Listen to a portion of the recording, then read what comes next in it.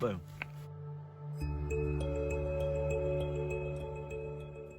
Today is January 31st. This is day 5 of quarantine. It's a crazy thing. I've nestled myself up in the hills of West Virginia, to where the only approach that I see being satisfactory as possible is complete isolation, or as much as possible minimal contact with the outside world.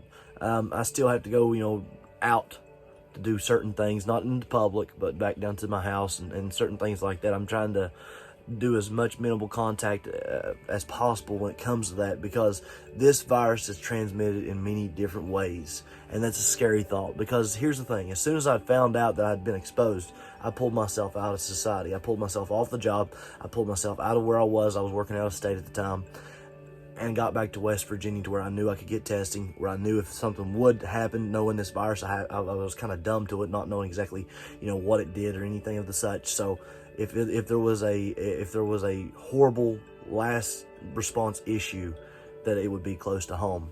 That being said, with this virus, once I did test positive, I tested positive on a rapid test. That's 85% efficient. So I pulled myself, again, in confirmation with minimal contact approach.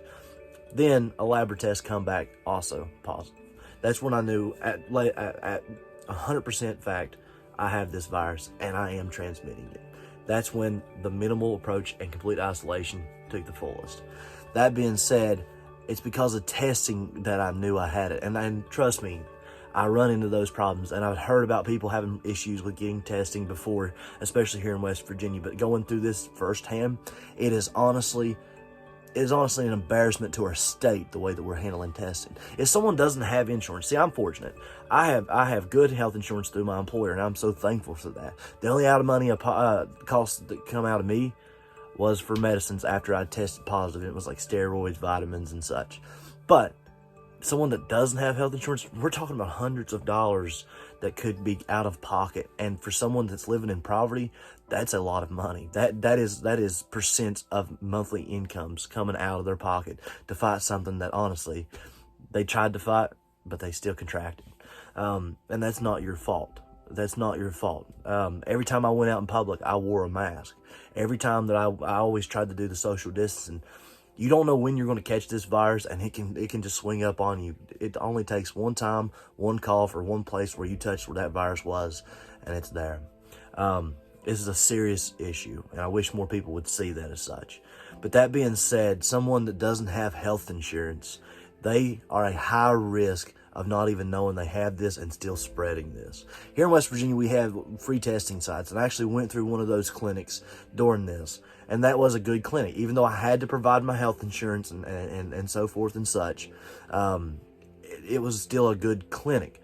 But someone that doesn't have health insurance would not even get the test. I even went so far as, because I hadn't been to a family doctor for so long, I was trying to find a rapid test center where I could get a rapid test. And that is honestly very hard to do here in West Virginia. You're going to go to an ER with a doctor's order. And if you haven't been to a doctor, or recently, I hadn't been to a doctor in 18 months. Because of that, I could not get a doctor's order. Then, on top of that, if I did not have health insurance, or my insurance would have not covered a rapid test, so I would know if I needed to isolate or if I did not need to isolate, that could have been out of pocket. I actually know people that have paid up to $80, and a family of 4 that paid $200 to get a testing for rapid tests. They know if they had it or not. This seems like a money gimmick here in West Virginia. I would like to know where the CARES Act money went to where we could do some adequate testing. That's what that money was for. It wasn't to buy excavator for city halls. It wasn't to put in for public service works. It was to help fight and combat this global pandemic. It was here to help fight this virus, because testing is our only frontline defense. That's the only way we know we can fight this virus, because if I know I have it, then I can avoid contact with anybody else. If not, I'm spreading the damn thing. And that's what really sickens me about West Virginia at this current moment in time. It's not the people, it's the government. And that's why I'm decided to run for office. I know when we first come into this, I was going off economics, but when it comes down to it, this is the exact failure of our government that I was talking about when we talked about our economics. It's because we keep on pushing the buck. See, the thing is this: government works for you. It works for you. And politicians nowadays are a bunch of cash cows. They come in here, they eat your food, they take your money, and they go on down the pasture to the next farmer. That's not the way it needs to be. They work for you, and when it comes down to it, they work for me.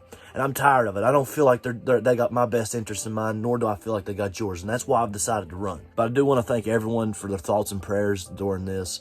It has been a one heck of an impact, and it's completely life-changing. I'm learning patience as always. And it's definitely an eye-awakening event. And I honestly, the biggest thing that scares me half to death is knowing that if we wouldn't have known, I could have been a huge spreader. Running for office, you meet a lot of people. And I'm so glad we caught this early. And I'm so thankful for that. Thank you for your prayers. I do appreciate them. And I appreciate everyone sending me messages saying, get well soon, and asking me how I am. That really does mean a lot. May God bless you. May God bless the people of West Virginia. And may God bless us all at the end of the day, and hopefully we can combat and beat this virus.